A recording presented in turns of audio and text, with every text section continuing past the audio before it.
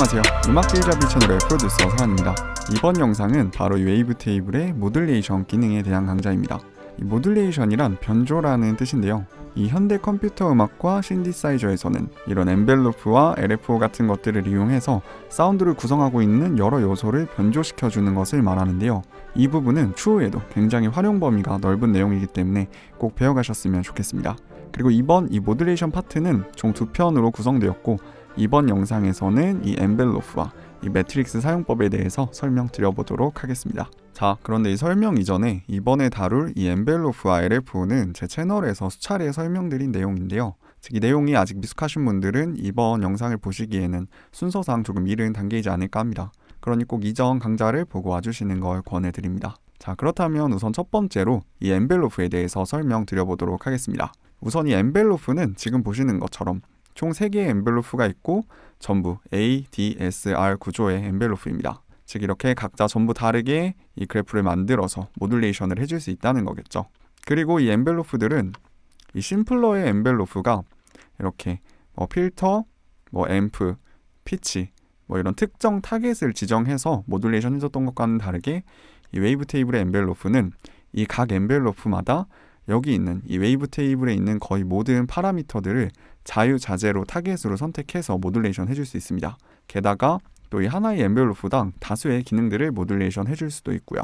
그런데 이 중 이 첫 번째 엔벨로프는 심플러의 엔벨로프들처럼 무조건 특정 기능을 모듈레이션 하게 되어 있는데요. 바로 이 앰프를 모듈레이션 해주는 앰프 엔벨로프입니다. 즉, 이렇게 이 값을 바꿔주면 이 웨이브 테이블에 출력되는 볼륨이 이 엔벨로프 모양에 따라서 변하게 되겠죠. 그리고 물론 이 앰프 엔벨로프도 앰프 외에 다수의 기능들을 모듈레이션 해줄 수 있는데요. 하지만 이 앰프 엔벨로프를 움직여주면 당연히 이 앰프가 모듈레이션 되는 값이 변하기 때문에 사운드가 변해버립니다. 그래서 다른 엔벨로프 값으로 모듈레이션을 해주고 싶다면 옆에 이 여분의 엔벨로프를 사용해 주시는 게 좋습니다.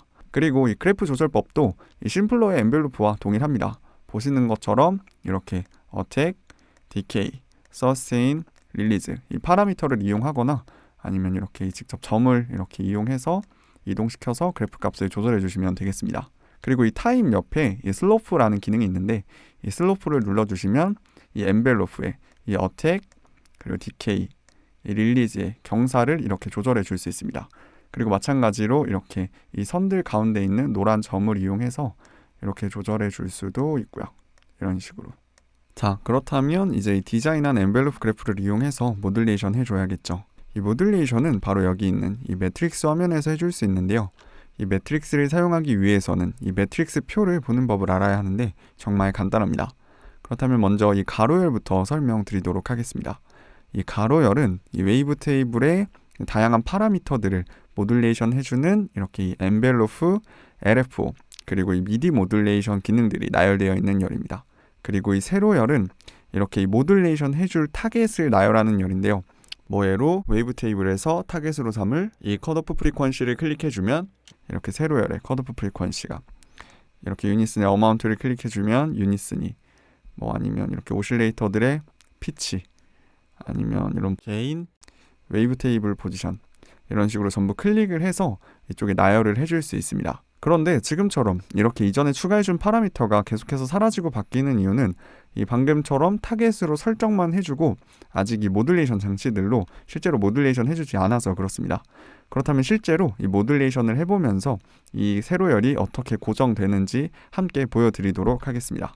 예로 이 앰프 엔벨로프를 이용해서 이 1번 오실레이터의 이 웨이브 테이블 포지션을 모듈레이션 해보도록 하겠습니다.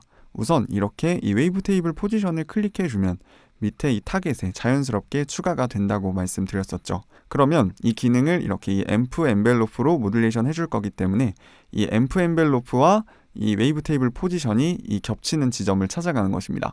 그럼 이 지점이 바로 이 앰프 엔벨로프가 이 웨이브 테이블 포지션을 모듈레이션 해주는 칸입니다. 그리고 이렇게 엔벨로프 2로 이 웨이브 테이블 포지션을 모듈레이션 해줄 거라면 이렇게 이 엔벨로프 2 밑에 있는 이 겹점으로 가면 되겠죠. 그러면 이렇게 이 해당 구간을 이 파라미터를 조절하듯이 이렇게 조절을 해줄 수 있습니다. 그러면 실제로 값을 줘서 사용해 보겠습니다. 자, 여기서 이 0이라는 값은 이 타겟에 설정된 세팅 값의 위치인데요. 예로 이렇게 이 웨이브 테이블 포지션을 50으로 두었다면 여기서 0은 50% 지점이 됩니다. 이렇게 30으로 두었다면 이 0이 웨이브 테이블 포지션의 30% 지점이 되는 거겠죠. 그리고 여기서 이 포지션 파라미터를 위로 올릴 거라면 양수 값을, 아래로 내릴 거라면 이렇게 음수 값을 주시면 되는데요. 얘로 이렇게 30이라는 값을 양수로 주고 재생을 해보면 현재 이 30% 지점이기 때문에 어택 타임을 지나서 이 피크 지점에 도달했을 때 현재 30이라는 값을 줬기 때문에 60% 지점까지 올라갈 것입니다. 그리고 그 후에 이 디케이 타임 동안 다시 서스테인 레벨 지점까지 떨어져서 노트가 끝날 때까지 계속 머물러 있다가 이 릴리스 타임 동안 원점인 이 30% 값으로 돌아가고 사라지겠죠. 이런 식으로요. 이렇게 현재 서스테인 레벨에 머물러 있는 것입니다. 이렇게 노트가 끝나면 릴리스 타임이 사라지겠죠. 이런 식으로 60% 지점까지 올라갔다가 이렇게 서스테인 레벨까지 떨어졌다가 릴리스 타임에 사라지는 것입니다. 또 얘로 이 값을 음수인 마이너스 30으로 줬다면 이 어택 타임 시간 동안 반대로 이 30만큼 떨어지기 때문에 이 30% 지점에 있던 웨이브 테이블 포지션은 0%까지 떨어질 겁니다. 그리고 후에 디케이 타임 동안 다시 서스테인 레벨까지 상행한 후에 노트가 끝났을 때 릴리스 타임을 지나서 원점으로 돌아갈 거고요. 한번 들어보겠습니다. 이런 식으로 오히려 어택 타임에서 이렇게 하행하는 것을 볼 수 있습니다. 그리고 디케이 타임에선 반대로 상행하죠. 그리고 이렇게 서스테인 레벨에 머물러 있다가 릴리스 타임에 의해서 원점으로 돌아갑니다.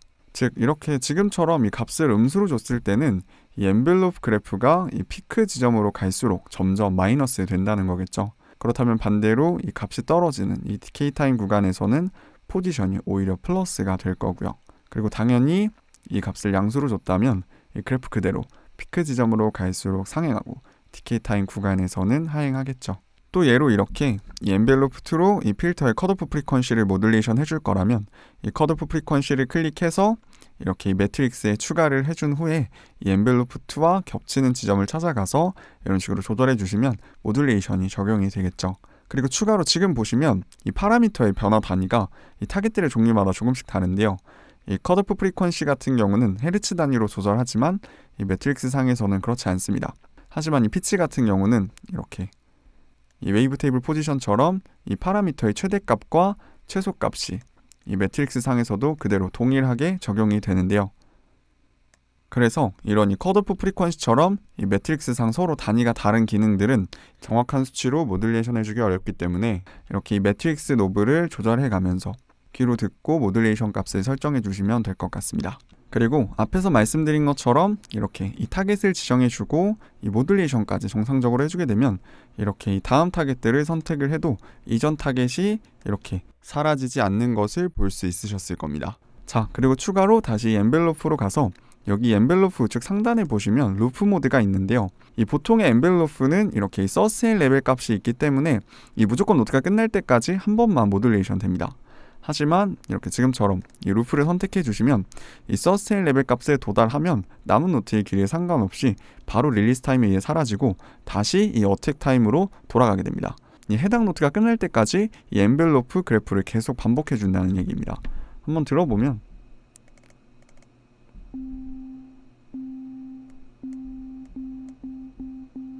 이런 식으로 이 노트가 끝날 때까지 계속해서 반복됩니다. 즉 이 엔벨로프를 이 LFO처럼 계속해서 반복할 수 있게 된다는 거죠. 그리고 다음으로 이 트리거 모드는 이 노트가 재생이 시작되면 노트의 길이가 이 어택 디케이 타임 값보다 짧아도 무조건 엔벨로프 그래프 끝까지 모듈레이션 되는데요. 이렇게 어택 디케이 타임 값을 굉장히 많이 늘려줬을 때 노트의 길이가 어택 디케이 타임 값보다 짧아도 이 길이가 무조건 적용된다는 겁니다. 자, 이렇게 이 매트릭스로 이 엔벨로프를 이용한 모듈레이션 방법을 배워봤는데요. 사실 나머지 모듈레이션 기능인 이 LFO와 이 MIDI 모듈레이션도 사실 이 매트릭스 사용법은 똑같습니다.